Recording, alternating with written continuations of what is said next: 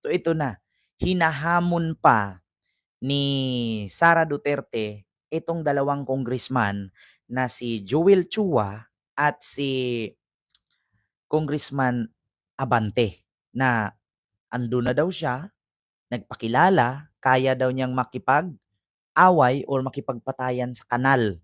So alam niyo sa totoo lang mga kababayan, kapag itong si Sara Duterte ay maging presidente, kung si Digong worst, worst, mas worst itong si Sara. Delikado maging presidente ito.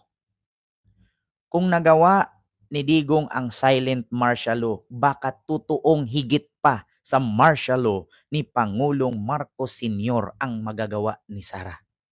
Silent martial law kay Digong, ito lantarang martial law na walang declaration kapag siya ang maging presidente.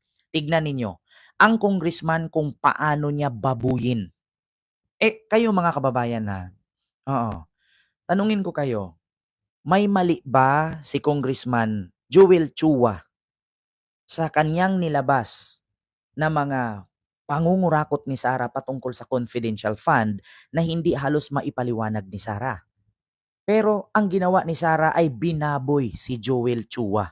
Kita nyo naman mga kababayan, ginampanan lang ni Joel Chua ang kanyang trabaho na isiwalat ang kabulastugan, kurakot at pagnanakaw ni Sara sa kabanambayan sa pagmali na gamit ng confidential fund. So ang ginawa ni Sara, eto, pakinggan nyo. Nakalimutan ni Joel Chua nung sinisira niya yung pangalan ko na hindi ako kandidato ngayong eleksyon na ito. Walang mawawala sa akin. Nawala naman ang pangalan ko dahil kinuha nila at niyuraakan nila. Pero nakalimutan niya kandidato siya ngayong eleksyon. Ngayon mga kababayan, tanong ko sa inyo, mali ba ang ibulgar at ilabas ni Joel Chua, 'di ba? At ng Congress ang baho ni Sara. Mamyamalay silo po. 'Di ba? So bakit laging ipinapakita at sinasabi ni Sara na siya ay niyurakan, sinira ang pangalan niya, na which is totoo naman talaga na hindi niya maipaliwanag kung saan niya dinala ang confidential fund.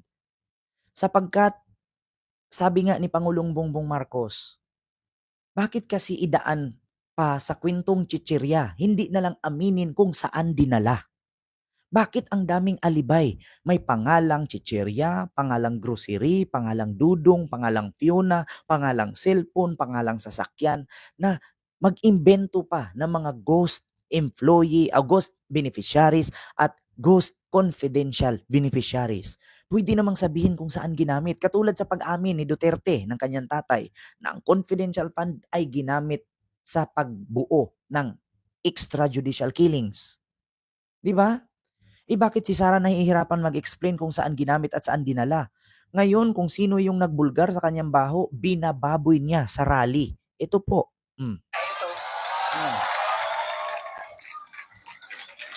Kaya ano ang dapat nating gawin para kay Apple nito? O hindi lang iboto, ano pa ang dapat natin gawin? Ikampanya. Idala sa lahat ng mga presinto at sabihan ang ating mga kasama, bigyan nyo ng zero. Yang utang inang Joel Chua.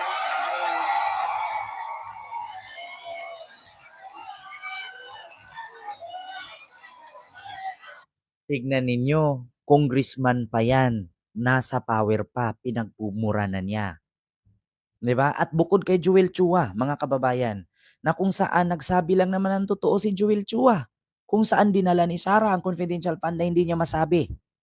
Kung saan dinala ni Sara, hindi niya ma-explain kung paano ginamit at inubos niya ang 125 million in just 11 days. Ngayon, si Joel Chua pa ang may kasalanan kasi niyurakan daw ni Joel Chua ang pangalan ni Sara. Bukod dito, binaboy pa ni Sara. Hindi po ako magmumura. Binaboy pa ni Sara itong si Congressman Bini Abante. Mm. o magmumura. Mm. Dadasal po ako ngayong gabi. Mm. Alam nyo, dito sa atin sa Pilipinas, Mm. kapag nilabas mo ang dila mo, sa ibang kultura, ano yan, pagpapakita ng malakas ka, matapang ka. Pero dito sa atin, pag nilabas mo ang dila mo, ano ibig sabihin yan? Ayan. Yang una binaboy at pinagmumura niya at natawag doon, sinira niya ang buhay ni Congressman Joel Chua. Ngayon naman, bababuyin niya ay si Bini Abante. Oo, so ito, pakinggan niyo. Ha? Ay, nako, mga bata, anong tawag niyan? Walang respeto. Anong tawag niyan sa inyo, Belat, di ba? Gila yan sa gila. Di ba? Bakit? Ang mga bata ay gumagawa niyan eh. Bakit ginagawa yan ng bata? Di ba yung pang-aasar? At ano pa? Parang sinasabi ng bata, sa'yo, nasa akin lahat, ikaw wala. Tignan nyo mga kababayan, tignan nyo, para siyang batang abnormal. Para siyang tanga-tanga. Ganyan ba maging presidente na gusto ninyo? Ito, pagkatapos niyang iurakan at mura-murahin si Joel Chua kasi nilabas ang kanyang baho sa pagnanakaw ng confidential fund. Ito naman, si Congressman Bini Abante naman ang kanyang babanatan. Dalawang kongresista po ang kanyang hinamon ng ewan. Eto. Panalo ko, ikaw wala. Ganyan. Sa kultura nating mga Pilipino. Nasaan na ang aking props? Kagabi may apple ako, ngayong gabi. Basta na. So, labas mo ang props ko. Ayan. Ayan na.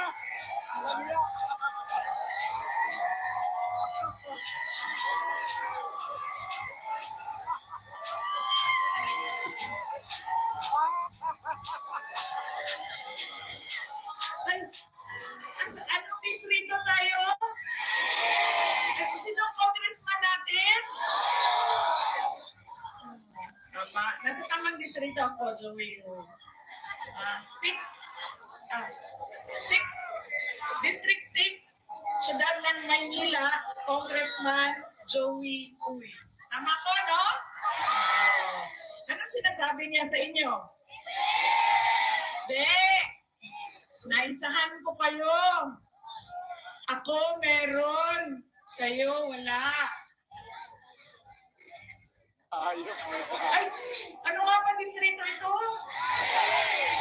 Sino nga ba congressman natin? Anong tawag sa ganitong tao, mga anak?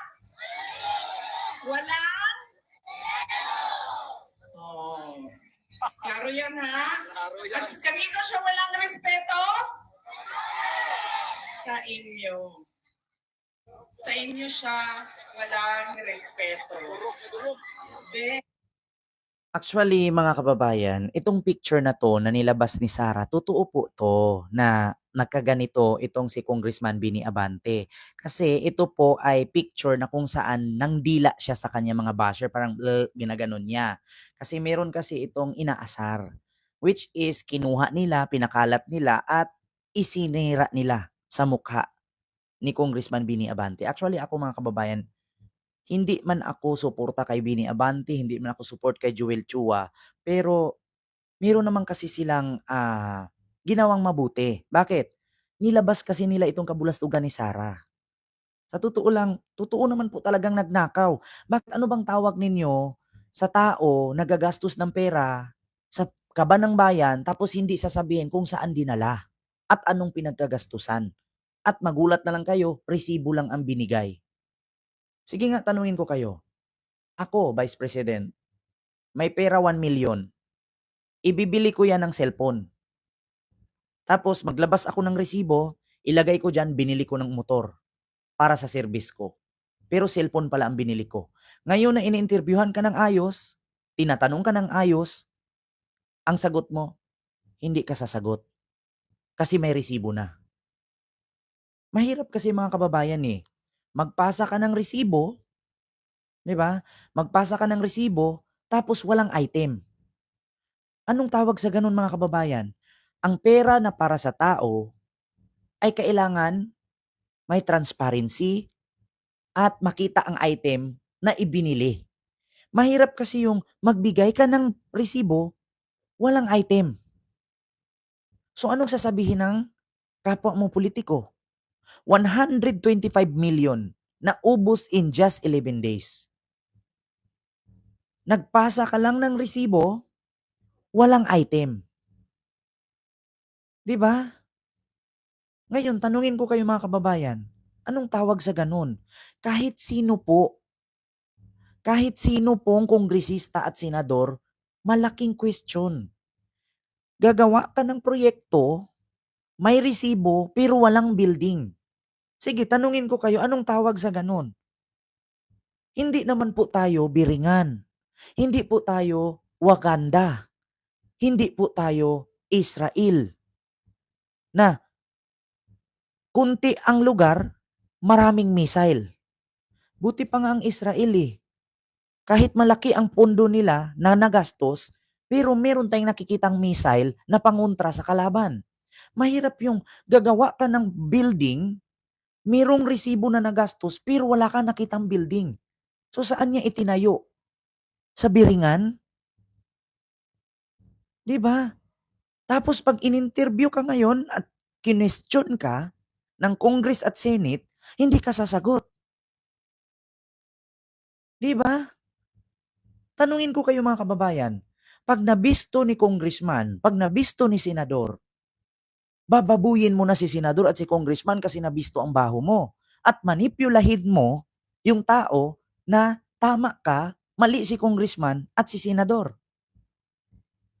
At hahamunin mo sila ng patayan. Hahamunin mo sila ng away. Kung ikaw public servant, tama ba ang gagawin mo? Tama ba ang ginawa ni Sara? Hamunin niya ang dalawang congressman na naglabas ng baho niya na bumili daw siya ng lapel, may resibo, pero pagbukas mo sa lapel, walang laman. Oh, so anong sasabihin ngayon ng taong bayan, bumili ka ng armas, nagkakahalaga ng 125 million, may resibo, pero walang armas. So anong tawag niyan? Ngayon nung nilabas ng dalawang congressman ang baho niya, actually not only two congressman, but all congressmen and congresswoman, alam ito. Binababoy ngayon ni Sara ang mga naglabas ng baho niya. Biruin niyo mga kababayan, bibili ka ng kape. 125 million in just 11 days. Ngayon may resibo kang ibigay. Tapos hinahanap ko ang kape. Nasaan? Walang kape pero may resibo. Kung ikaw kasama ni Sara, anong reaksyon mo? Bumili ka ng kape para sa lahat ng politiko. Tinanong ka ngayon kung nasaan ang kape, walang kape pero may resibo. Anong sasabihin mo? Alangan naman, tinapo ni Sara. Alangan naman, binao ni Sara. Malamang sa malamang, tinago ni Sara. Ngayon, na ikaw kapwa politiko, nagrereklamo kasi hindi magandang gawain yan, pera ng taong bayan, dapat may transparency ka. May item, may resibo. Bakit resibo lang, walang item? So nasaan ang item? Ninakaw. Ngayon, ang ginawa ni Sara, binaboy niya. Ako nakaupo. Hmm. Kayo naguguto. Ay! Ano nga ba distrito ito? Diba? Binababoy niya, dalawang congressman. Unang-una, Oh. sobrang laki ng liig niya. Oh.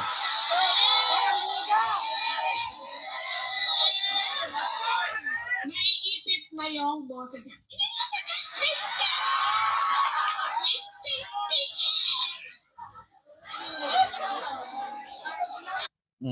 Mega love shoutout po kay Kilabot Gaming Ricafort and kay Kaaruba TV.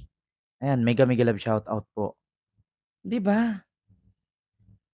Biruin nyo yan, kagimbal-gimbal, karimari-marim, kakaiba. Oh my God. 'Di ba? Bukod diyan mga kababayan,